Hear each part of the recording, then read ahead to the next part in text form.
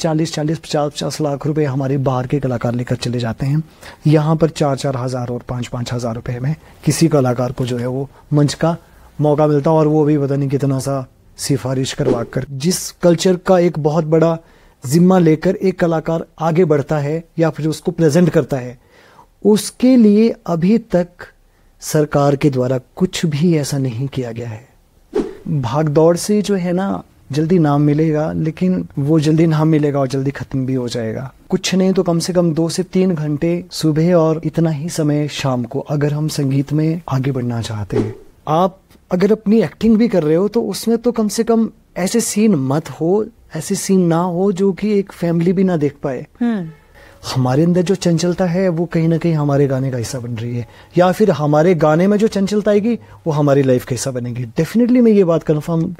अब नाचने गाने वाली ये शब्द बुरा है, लेकिन वजह इसके पीछे ये भी हो सकती है कि भाई साहब, अगर तू इस तरह के शब्द किसी कलाकार के लिए इस्तेमाल कर रहा है या कर रही है, कोई भी हो सकता है वो। दोस्तों, डॉक्टर मदन झाल्टा सर से कन्वर्सेशन की फर्स्ट पार्ट में हमने उनकी सिंगिंग जर्नी के बारे में जाना था, और ये जो पार्ट 2 है बहुत इंपॉर्टेंट होने वाला है, क्योंकि इसमें हम उनसे बात करने वाले हैं कि उभरते कलाकारों को इनिशियल स्टेज पर कौन सी गलतियां अवॉइड करनी चाहिए।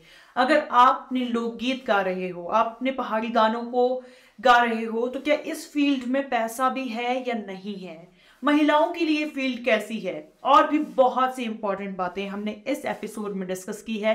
तो इस एपिसोड को एंड तक जरूर देखें और अपने किसी एक ऐसे दोस्त के साथ भी शेयर करें जिसे ये एपिसोड देखना चाहिए। Enjoy the video. तो सर, सबसे पहले अब मैं इस सीरीज में आपसे ये जानना चाहती हूँ कि आपने इतने सारे सॉन्ग्स गा लिए हैं, अब हम लोग, हमारी जो जनरेशन है वो चाहती है कि जल्दी से नेम मिल जाए, जल्दी से फेम मिल जाए, तो ऐसे में कौन सी गलतियां रहती है जो कि अक्सर बच्चे कर बैठते हैं और कुछ चीजों को पीछे छोड़ जाते हैं? जो स्पीड हमारे मोबाइल की है वही स्पीड हमारे माइंड की है। अच्छा। तो कल्चर्ड सॉन्ग गाने के लिए तो आप में पेशेंस होना चाहिए, ये तो बात कंफर्म है। अगर मेरा एक्सपीरियंस मेरे म्यूजिक में है तो ये बात कहते हुए मुझे कोई घबराहट नहीं है, कोई दुख नहीं है कि हमारे जो पुराने गाने थे वो सच में सुकून देते थे, सच में पेशेंस बनाए रखते थे। उनको सुनकर वो गाने रुलाते भी थे और वो गाने समझाते भी थे, और वो गाने आपके मन को एक सुकून भी देते थे।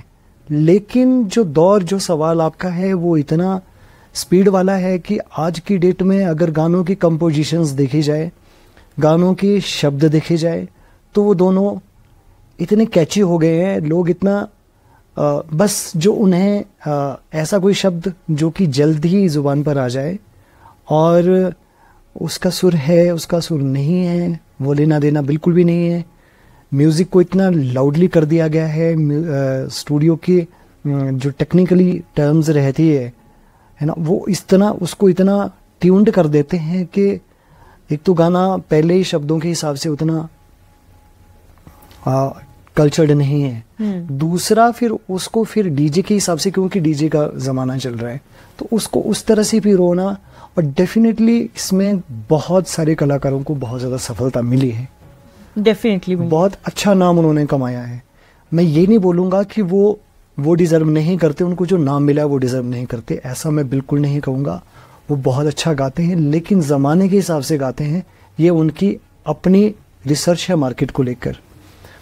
तो लेकिन उन लोगों के लिए भी मैं अगर मैं बात करूं, या फिर जो अपने आप को वायरल करने वाले जो कॉन्सेप्ट हमारे माइंड में आ गए हैं जिन भी कलाकारों के, उनको लेकर मैं इतना ज़रूर बोलना चाहूँगा कि भागदौड़ से जो है ना जल्दी नाम मिलेगा, लेकिन वो जल्दी नाम मिलेगा और जल्दी ख़त्म भी हो जाएगा। Slow and steady win the race कहते हैं कि जो व्यक्ति धीरे चलेगा वो व्यक्ति बड़ा लंबा चलेगा। बिल्कुल। संगीत की परिभाषाएं, मैंने जो पहला सेगमेंट हमारा रहा है, अब मैंने बड़ी डेप्थ में बात करी है कि बिना शास्त्रीय संगीत के या बिना सीखे हम लोग कितना गा देंगे, क्या गा देंगे। अच्छा, शास्त्रीय संगीत जरूरी है। लोकगीत तो ये तो हमारी रोजमर्रा की जिंदगी में घटने वाली घटनाएं हैं। जिस परिवेश में हम रहते आए हैं वहां का गाना गाना कोई बहुत बड़ी बात नहीं है। तो आपको भी गाते हुए इतने साल हो चुके हैं जी, लेकिन फिर भी अभी भी, क्योंकि जब हमने आपको बताया था कि इंटरव्यू लेने के लिए आ रहे हैं, तो आप यहाँ पर पहले पहुंच गए थे और आपने पहले से ही तैयारी शुरू की हुई थी, आप गाने की प्रैक्टिस कर रहे थे। तो इतने सालों बाद भी आज भी एक दिन में कितनी प्रैक्टिस करनी पड़ती है आपको? हाँ, क्लासिकल के हिसाब से बात करूं तो कुछ नहीं तो कम से कम 2 से 3 घंटे सुबह और इतना ही समय शाम को, अगर हम संगीत में आगे बढ़ना चाहते हैं, संगीत की इस फील्ड में अगर हम अच्छा, क्योंकि सिर्फ गाने की विधा सिर्फ लोकगीत नहीं है, गाने की विधाएं ऐसी भी हैं कि जो लोगों को अभी सुनना भी नहीं आता है। अच्छा। माफी चाहूंगा, लोग सिर्फ तरह तरह के लोग हैं, जो कि शास्त्रीय संगीत सुनने वाली पॉपुलेशन अलग है, गजल सुनने वाले लोग अलग है, हिंदी गाने सुनने वाले लोग अलग है, फोक सुनने वाले लोग अलग है। हिमाचल प्रदेश में फोक को बहुत ज़्यादा पसंद किया जाता है, इस वजह से यहाँ पर ये विधा ज़्यादा सक्सेसफुल रही है। तो जिस विधा की मैं बात कर रहा हूँ, शास्त्रीय संगीत, वो वास्तव में साधना का विषय रहा है। वो आपके, मैंने कहा ना, वो आपकी जहाँ आवाज़ को बेहतर करने में अहम भूमिका अदा करता है, सेम उसी तरह से वो आपके माइंड में एक सोच पैदा करता है। गाने में एक सोच होती है, गाने में एक रूह होती है, वो गाने में रूह पैदा करता है, मतलब वो एक जड़ का काम करती है। जिसकी साधना स्वरों की रही होगी, उसके ऊपर जो भी वो खिलाएगा वो अच्छा ही फूलेगा। तो ये सेंस अभी सब में नहीं है, सब लोग नहीं इतना डेप्थ में जाते हैं। तो मैं यही रिक्वेस्ट करता हूँ जो अभी आने वाली पीढ़ी है कि ठीक है, आप कंफर्ट जोन वाले आप ऐसे गाने गाओ जो कि आपको जल्दी मार्केट में वायरल करते हैं, जो जल्दी सम्मान देते हैं, लेकिन इसके साथ साथ आप अपनी आवाज़ में अगर 7 स्वरों का अभ्यास भी करोगे तो वो आपको और भी ज़्यादा रिस्पेक्टिव बनाएगा, वो और ज़्यादा आपको आपके जीवन में आपकी जो सांगीतिक आपकी जो कॉन्सेप्ट्स हैं वो और ज़्यादा क्लियर करता रहेगा। जैसे हमारे एक्टर एक्ट्रेसेस होते हैं जी, वो अपनी फिटनेस का ध्यान रखते हैं अपने कैरेक्टर के हिसाब से, उसी तरह से जो म्यूजिशियन है उसको भी कोई पर्टिकुलर रूल और कुछ चीजें हैं जो फॉलो करनी पड़ती है। जी बिल्कुल, ताकि वो अपने गले के, अपने सुर के, अपने ताल को अच्छे से मेंटेन करके रख सकें। मुझे तो यही लगता है कि बिना साधना के हम अगर फोक भी गाते हैं तो उसका भी अभ्यास होना चाहिए। हमें कम से कम ये तो जानने का अधिकार होना चाहिए, आम जनता को भी होना चाहिए, हर एक कलाकार से ऐसी एक्सपेक्टेशन होनी चाहिए कि जो वो गा रहा है वो उसको एक्सप्लेन कर भी रहा है या कि नहीं कर पाता है। तो जागरूक होना बहुत ज़रूरी है। मैं नहीं जानता कि जिस तरह से ये स्पीड बढ़ रही है, न जाने कब हमारे हिमाचल प्रदेश के इस कल्चर में, क्योंकि सिर्फ पूरे हिंदुस्तान के अंदर कुछ ही स्टेट्स ऐसे हैं, चाहे उत्तराखंड है जहाँ पर स्टेट के पीछे कल्चर, हिमाचल प्रदेश की संस्कृति, उत्तराखंड की संस्कृति, अब मैं नहीं बोलूँगा कि बॉम्बे की कोई संस्कृति, हमारे चंडीगढ़ की कोई संस्कृति, ऐसे शब्द मैंने बड़े कम सुने। तो हिमाचल प्रदेश को जब संस्कृति के साथ जोड़ा जाता है तो डेफिनेटली हमारा फर्ज बनता है, और कलाकार तो संस्कृति का परिचय और भी अच्छा होता है, वो अपने गानों के माध्यम से अपना परिचय देता, अपनी लैंग्वेज का परिचय देता है, अपनी रीति रिवाजों का परिचय देता है। तो इसीलिए थोड़ा सा जानकारी होना उस बात की जिस बात को लोग आपको तारीफ दे रहे हैं, वो थोड़ा सा सामाजिक रहे, वो गाना थोड़ा सा सामाजिक रहे, एंटरटेनमेंट का रहे, रोमांटिक रहे, कोई दिक्कत नहीं है, लेकिन उसमें फिर भी आपको थोड़ा सा उसको एक्सप्लेन करने की आपको समझ होना जरूरी है। सर, आपने अपने एक इंटरव्यू में कहा था कि आपके गुरु ने आपको बताया है कि आपका गाना कैसा होगा ये आपके नेचर पे बहुत ज्यादा डिपेंड करता है। क्या था उस चीज का मतलब? उसका मतलब बिल्कुल साफ, बहुत अच्छी बात है, इसी से जुड़ी बात है कि जिस स्पीड से हम लोग भाग रहे हैं, इसका मतलब कि हम अपने अंदर जो है ना वो पेशेंस को ख़त्म किए जा रहे हैं। हमारे अंदर जो चंचलता है वो कहीं ना कहीं हमारे गाने का हिस्सा बन रही है, या फिर हमारे गाने में जो चंचलता आएगी वो हमारी लाइफ का हिस्सा बनेगी। डेफिनेटली मैं ये बात कन्फर्म, देखो मेरा ये फील्ड नहीं है नेचर को डिफाइन करना कि कौन व्यक्ति कैसा है, ये मैं इस बारे में बात करूं, ये मेरी पढ़ाई का हिस्सा नहीं है, लेकिन ये मेरे महसूस और मेरा एक एक्सपीरियंस है जो मेरे गुरु के द्वारा जो मुझे बात कही गई है, डेफिनेटली मैंने जो कुछ रेफरेंसेस या जिन लोगों से बात करी है, मुझे ये लगता है कि जो लोग, ज़रूरी नहीं है एक बात करने के बाद एक गाने के हिसाब से भी हम लोग नेचर का पता करें। कुछ लोग बहुत सॉफ्टली बात करते हैं, बहुत धीरे बात करते हैं, तो हम कैसे बोल दें कि वो पेशेंसलेस व्यक्ति है। या कोई बहुत ज़्यादा एक्साइटेड हो, बहुत चिल्लाकर बात करेगा, हम कैसे बोले कि वो उसने अभी पेशेंस रखा हुआ है। तो कहने का मतलब, गाने से पेशेंस आता है, गाना हमारा पेशेंस छीनता नहीं है। गाने से पेशेंस आता है, और गाना जब पेशेंस क्रिएट करेगा आपके अंदर, डेफिनेटली आपका वो इंट्रोडक्शन देगा आपके नेचर का। तो आपका नेचर कैसा होगा ये आपके गाने पर डिपेंड करता है, ये मेरे गुरु के द्वारा बताई गई बात है। अच्छा। तो मुझे ये खुद में ऐसा लगता है कि वैसे तो आर्टिस्ट एक मल्टी कैरेक्टर पर्सनैलिटी रहता है। वो अब हम 9 रसों की बात करते हैं, सारे रस पेशेंस वाले थोड़ी है, उसमें अलग अलग तरह का नेचर है, सब सारे रसों का अलग अलग नेचर है। लेकिन फिर भी हम ये बोलते हैं कि अप्रिशिएट व्यक्ति को उसको ज्यादा किया जाता है व्यक्तिगत जिंदगी में, कि जो बड़े धैर्य के साथ और बड़े, जिसको बोलते हैं पेशेंस के साथ, बड़े सॉफ्टली नेचर के साथ अपनी बात को प्रेजेंट करते हैं। मुझे लगता है कि लोग उनको ज्यादा अप्रिशिएट करते हैं, लोग ऐसे स्वभाव को ज्यादा पसंद करते हैं। और अगर ऐसा स्वभाव आपके गाने के साथ है, तो मुझे लगता है कि वो आपकी पर्सनैलिटी में 4 चांद लगा देता है। आप एक और बात कहते हुए सुने हैं मैंने कि म्यूजिक जो है पेशेंस मांगता है, बहुत ज़्यादा पेशेंस मांगता है। इनफैक्ट हर कोई फील्ड बहुत ज़्यादा पेशेंस मांगती है। लेकिन आपने ये बात कही थी कि हम लाइफ के ऐसी स्टेज में होते हैं जहाँ पर हम बहुत ज़्यादा चंचल होते हैं, हमारा माइंड बहुत ही ज़्यादा अनस्टेबल होता है, इधर जाता है उधर जाता है। लेकिन उस मौके पर अगर किसी को म्यूजिशियन बनना है तो उसको मन के ठहराव की भी बहुत ज़्यादा ज़रूरत है। क्या है ये? बिल्कुल, ये सवाल इसी बात से जुड़ा है कि अगर हम अपने आप में, अगर एक कलाकार होने के नाते अगर हम अपने आप में एक धैर्य भी मेंटेन करते हैं, तो ये हमारी ज़िंदगी के लिए बहुत ज़रूरी है। सिर्फ गाने के हिसाब से नहीं, बल्कि जीवन के हिसाब से ज़रूरी है। तो उसके लिए अगर मैं बोलूं कि आधारभूत वो मंत्र क्या है, तो वो है साधना, कि जो आज की डेट में हम लोग नहीं कर पाते हैं। भाग दौड़ वाली ज़िंदगी हो गई है ना, तो इस वजह से मुझे लगता है कि अगर हम रियाज करते हैं, प्रैक्टिस करते हैं, स्वरों का अभ्यास करते हैं, तो कहीं ना कहीं वो बातें हमारे अंदर एक पेशेंस क्रिएट करती है। वो साधना हमारी ज़िंदगी का हिस्सा एक पेशेंस के रूप में बनता है। तो ज़रूरी ये है कि हम अपने गाने के अभ्यास में हम स्वरों का अभ्यास करें।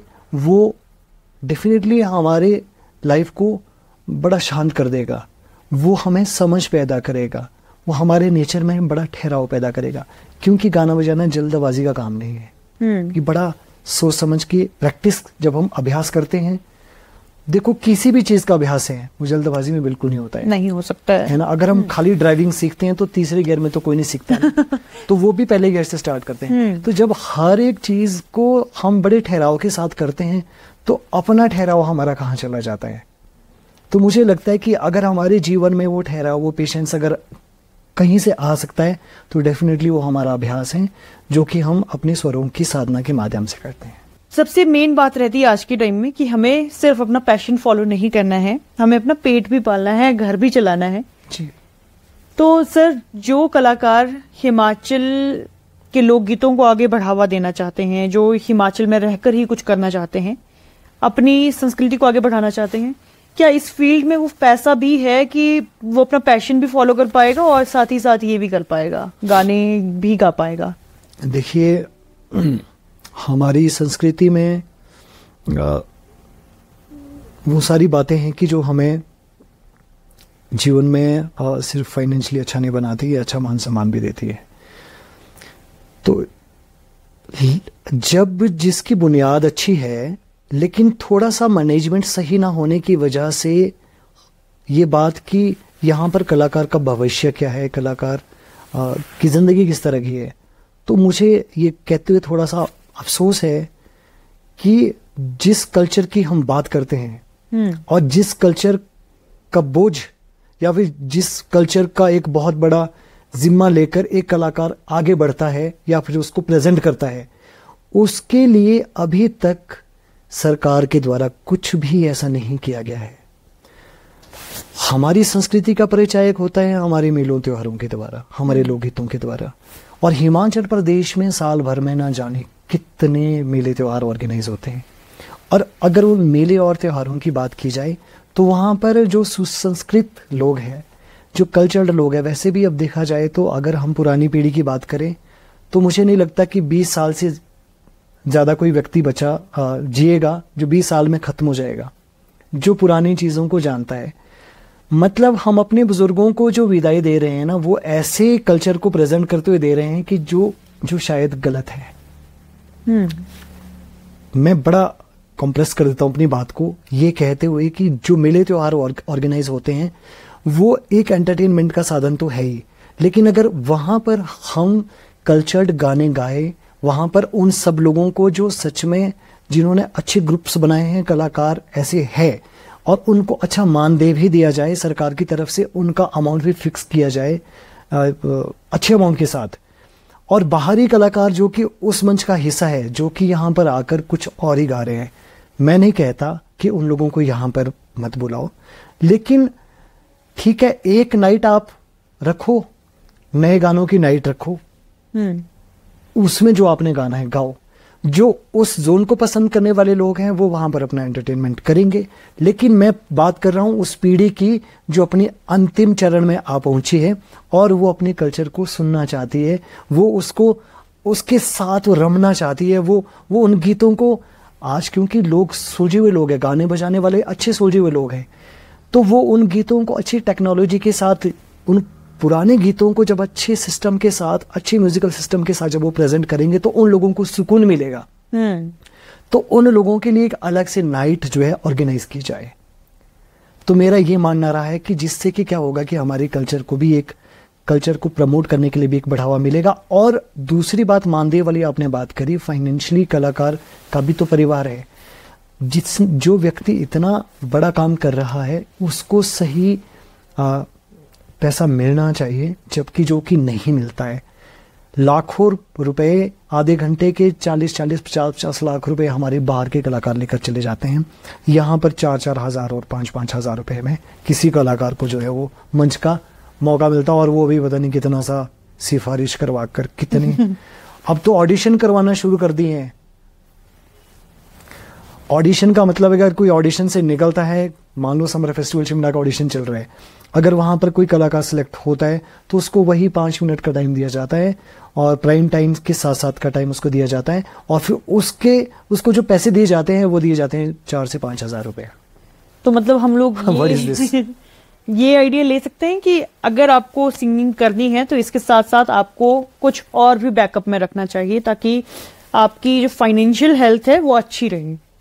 मुझे तो ये लगता है कि जो नए बच्चे अभी कलाकार बनना चाहते हैं और उनके लिए ज़रूरी है कि वो ठीक है अपना शौक के हिसाब से गाए, जो उन्होंने गाना है गा दे, कोई बात नहीं, लेकिन वो अपना एक जो एजुकेशन का जो लेवल है उसको वो कम ना होने दे। मैंने कहा, मैंने अपने जीवन को अपनी पढ़ाई के साथ जोड़ा और पढ़ाई को मैंने अपने उन बाल सभाओं के साथ जोड़ा, उस एंटरटेनमेंट के साथ जोड़ा। तो कहीं ना कहीं अगर वो आज हमारी जो न्यू जनरेशन गाने का शौक रखती है तो वो एज अ सब्जेक्ट म्यूजिक को पढ़ो ना, वो उसमें पढ़ाई करे, अच्छी अपॉर्चुनिटी मिलती है आपको, एक म्यूजिशियन बनने का भी मौका मिलता है। सिर्फ और सिर्फ आप एक अच्छा गाना नहीं गाओगे बल्कि आप गाना सिखाने वाले भी बन सकते हो, आप जो म्यूजिकल इंस्ट्रूमेंट्स को प्ले करने वाले भी बन सकते हो।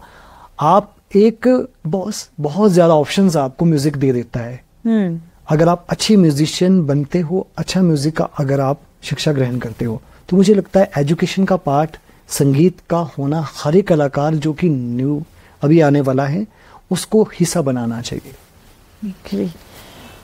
तो ये थी कि हमने उभरते कलाकारों के लिए क्वेश्चन पूछे हैं। अब जब हम लोग एक प्रोफेशनल लेवल पे पहुंच जाते हैं तो हम उस लेवल की बात करते हैं। माला रे आपका एकदम से हिट हुआ और उसके बाद आपको बहुत सारे सब्सक्राइबर्स मिले, आपको बहुत सारे लोग जानने लगे। वो प्रेशर आता है कुछ कि अब जो इतना ज्यादा हिट सॉन्ग हुआ है, इसके बाद का जो अगर मेरा सॉन्ग है वो अब कैसा होना चाहिए, कुछ प्रेशर है? देखो, हर व्यक्ति ख्याति प्राप्त करना चाहता है, एक कलाकार का हर व्यक्ति सम्मान चाहता है, कलाकार भी उसमें आता है। अगर मैं कहता हूं कि मेरा गाना अगर मिलियन जाता है तो मैं तो चाहूंगा कि वो जाए, उसके व्यूज और भी ज्यादा बढ़े। हर कोई व्यक्ति चाहता है। मैं बहुत धन्यवाद करता हूं आपके इस चैनल के माध्यम से सभी जनता का, जो शायद मेरे गाने सुनती है और जो जिनकी वजह से शायद आज आपके चैनल का मैं हिस्सा हूं। तो वो प्यार सिर्फ लोगों की वजह से, आप लोगों की दुआओं और आप लोगों के आशीर्वाद की वजह से है। लेकिन ये मेरी एक्सपेक्टेशन कि मेरा हर गाना हिट होगा, मैं ऐसा भी नहीं सोचता हूँ और मुझे ऐसा सोचना सही नहीं लगता है। ये भी एक भूख है, सम्मान हासिल करने की भूख है, जो कि बहुत ठीक नहीं है। अगर हम ज़्यादा रिस्पेक्ट चाहते हैं ज़िंदगी में, ये भी मैं कहता हूँ कि हमें थोड़ा सा ऐसा भी होना चाहिए कि अगर नहीं चला तो कोई बात नहीं, नहीं चला गाना तो कोई बात नहीं, अगला गाना हो जाएगा। लेकिन ऐसा भी नहीं है कि वो गाना आपका पसंद नहीं करेंगे लोग, धीरे धीरे आपको पसंद करेंगे। जो आपको सुनने वाली जो एक जो लिस्ट है वो डेफिनेटली आपको फॉलो करेगी, वो आपको सुनेगी। बिल्कुल ठीक है। तो जिस तरह से मैं कहूँगा कि मैं ट्रेडिशनल के साथ मेरा ज़्यादा वो रहा है, माला रे थोड़ा सा न्यू कॉन्सेप्ट का सॉन्ग है, इसलिए ज़्यादा लोगों ने, और जिस उनके गाने में गाता हूँ ओल्ड ट्रेडिशनल कल्चर के गाने, उस कल्चर को ज़्यादा लोग नहीं सुनते हैं, मैं जानता हूँ ये बात।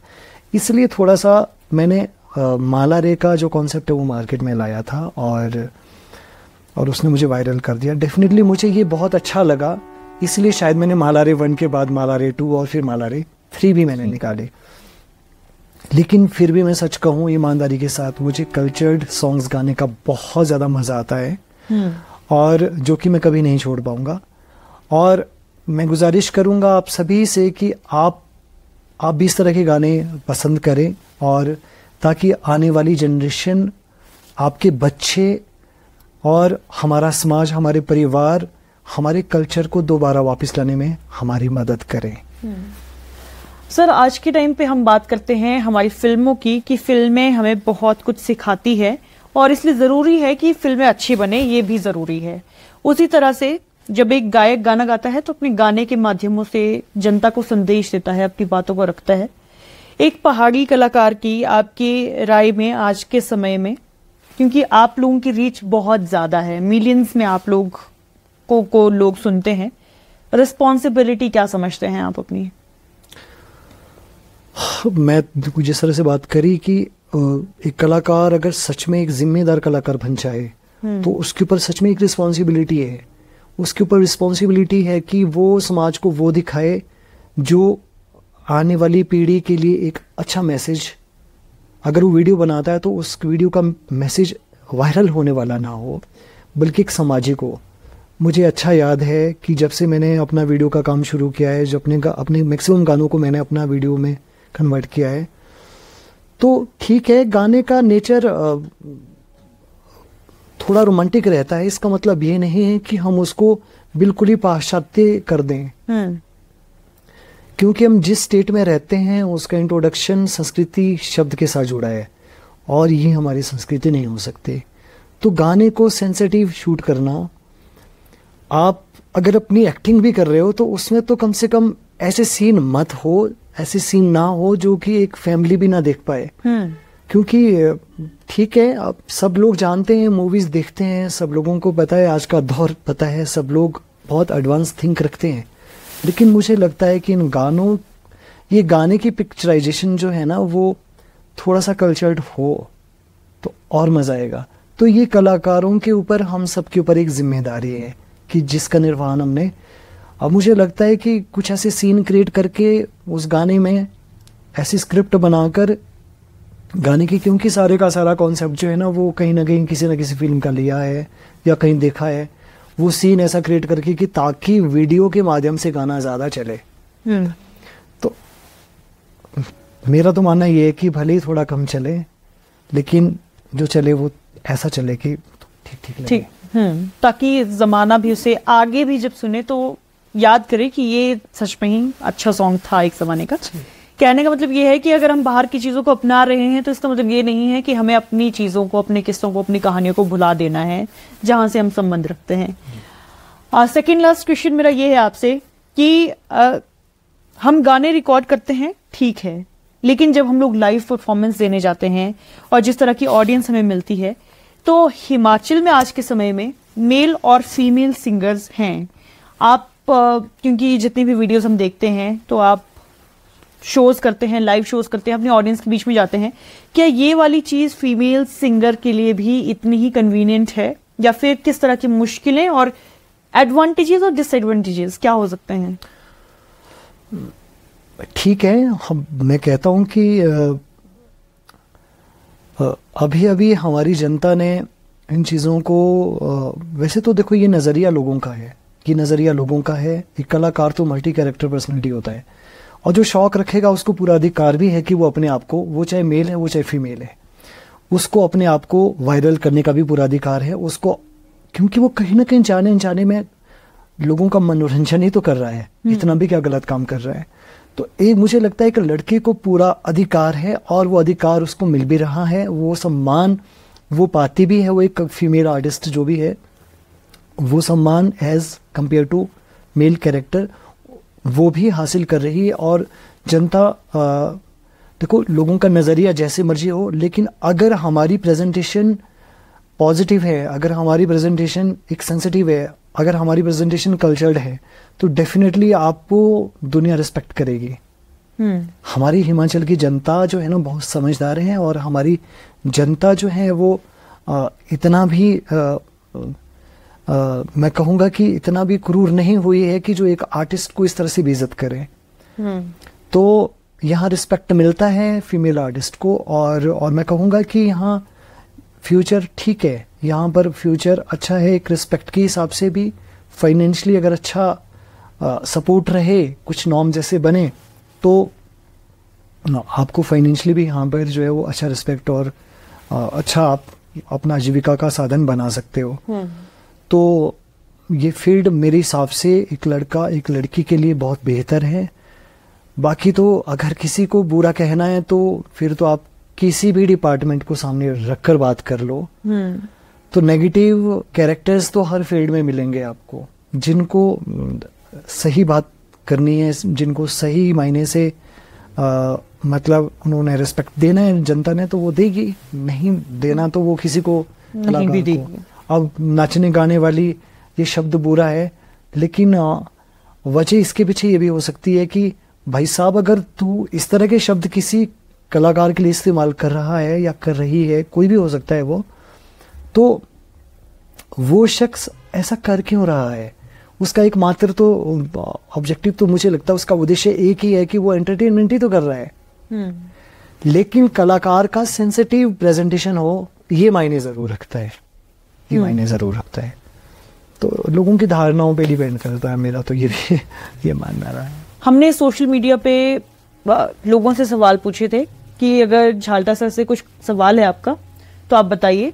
तो आपके बहुत सारे फैंस हैं, लेकिन उनमें से एक बहुत बड़ी फैन, उन्होंने आपसे पूछा है कि अगर आपके साथ कभी काम करना हो तो कैसे काम करने का मौका मिलेगा?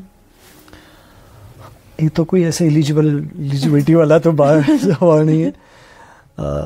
ठीक है, एज अ सिंगर काम करना है या फिर एज अ एक model? As a singer. As a singer ठीक है। ये बात कि वो अब जिस जोन के मैं गाने गाता हूँ वो क्या उस जोन को थोड़ा पसंद करते हैं या नहीं करते, एक बात तो ये। अब जो लैंग्वेज है, ये सारी कुछ चीज़ें हैं कि जो बैठकर फाइनल होना, जैसे गाने का एक पिच होता है, मेल और फीमेल सिंगिंग में एक सबसे बड़ी बात है कि एक स्केल का बड़ा अंतर रहता है। जैसे कि मेल की जो पिच है, वॉइस पिच है, वो थोड़ा सा हाई पिच रहती है और फीमेल उतना ऊंचा नहीं गा पाते। लेकिन काफ़ी आर्टिस्ट ऐसे हैं जो बहुत अच्छा मतलब अच्छी पिच में गाना गाते हैं। तो एक पिच अगर मैच करती है तो ऐसा कुछ भी नहीं है कि मैं मना। और अगर एज अ सिंगर नहीं, अगर एज एन आर्टिस्ट अगर किसी को आना हो हाँ तो ठीक है, वेलकम है उसका भी। और देखो, मैंने कहा कि मैंने अपने आप को बचपन से टीवी के सामने पाया है और डेफिनेटली उस टीवी का हिस्सा बनने के लिए मैं बहुत मेहनत करता हूँ। और अगर मैं कोई गाना वीडियो शूट कर रहा हूँ तो डेफिनेटली उसकी मैं स्क्रिप्ट भी बनाता हूँ।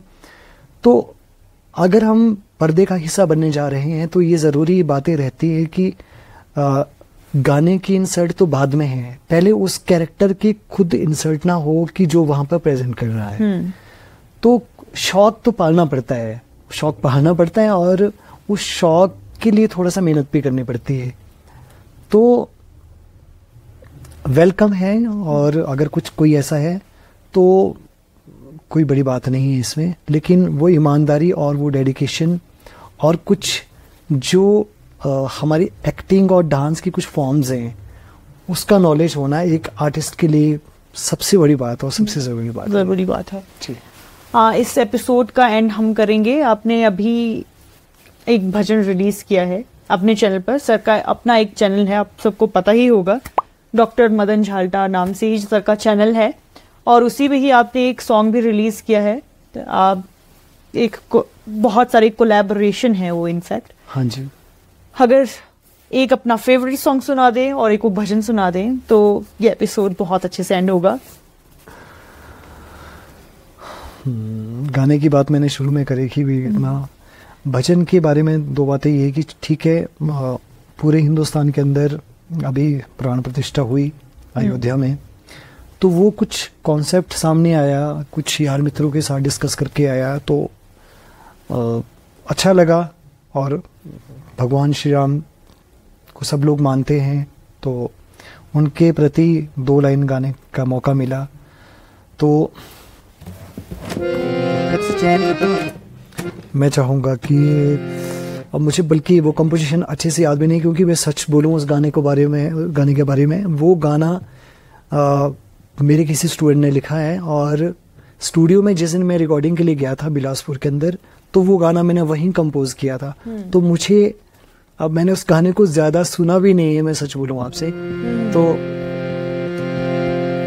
लेकिन वो सारा का सारा उसमें क्योंकि 4 वॉइसेस काम कर रहे हैं, तो मैं कोशिश करूँगा।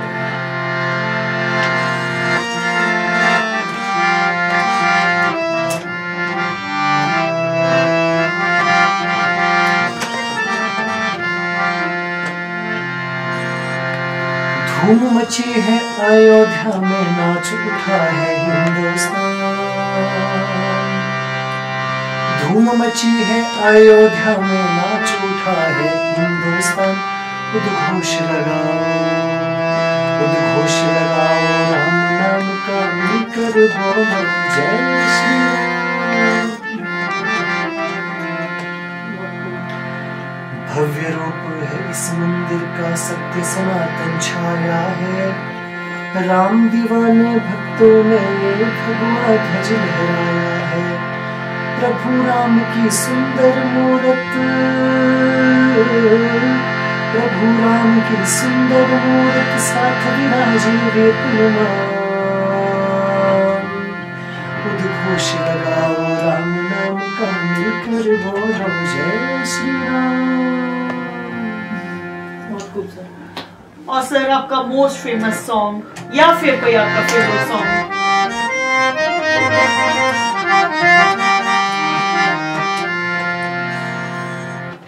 मैं जिस अंदाज में गाना गाता हूँ उस अंदाज में मैं गा नहीं पा रहा हूँ।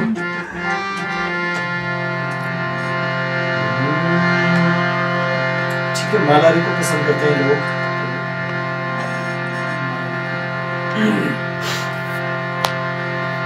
कि दूर दो दिखु जो हंसना तेरा, कि दूर दो दिखु जो हंसना तेरा, लोगों रे ज्यादा बसना तेरा।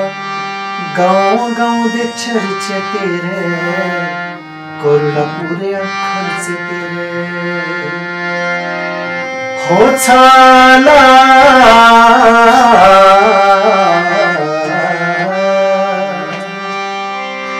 होता खेले मछू मेरा छाला, हाय प्यारी मेरी माला। ता खेले मछू मेरा छाला, हाय प्यारी मेरी माला।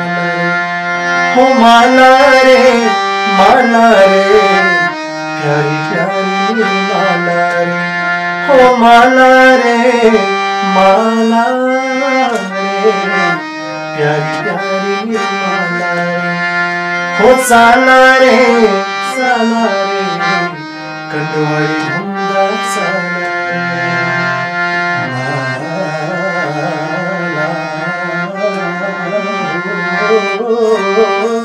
माला।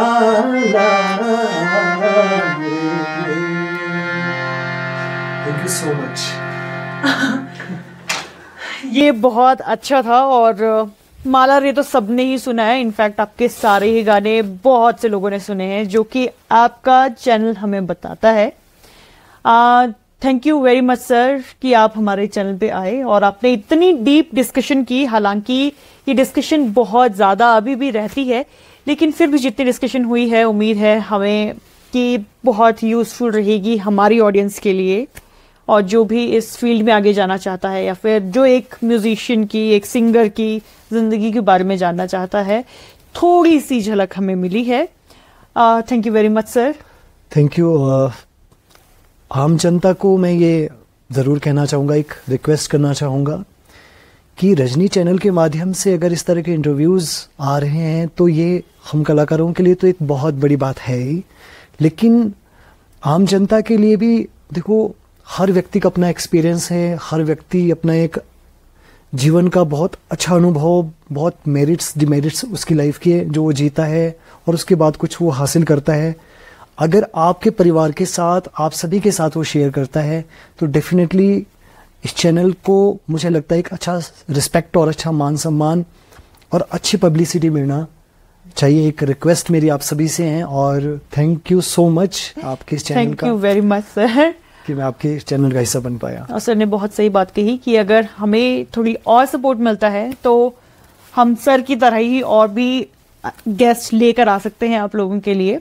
और इसी के साथ मैं थैंकफुल हूँ, बहुत ज़्यादा थैंकफुल हूँ गगन राणा का, जो कि हमारे कैमरामैन हैं और ज़्यादातर चीज़ें इस चैनल की संभालते हैं। तो इसी के साथ हम लेते हैं आपसे विदा। हम मिलेंगे आपसे अपने नेक्स्ट एपिसोड्स में, तब तक के लिए बाय बाय।